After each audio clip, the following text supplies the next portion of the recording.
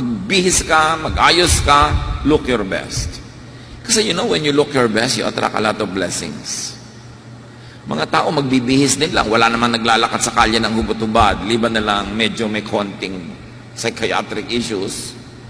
Nagbibihis ka na rin lang, ba't di mo pagandahan? Bibili ka rin lang ng damit, ba't hindi mo na iplano yung maganda sa'yo?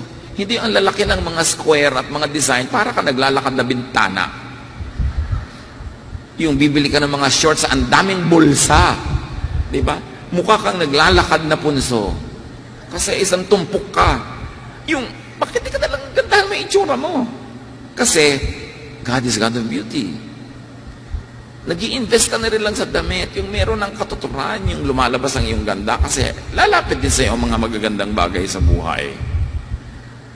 So, sabi pa nga ni Solomon, always wear white. Kasi sa kanya, yung white, yung linen, yun ang pinaka-comfort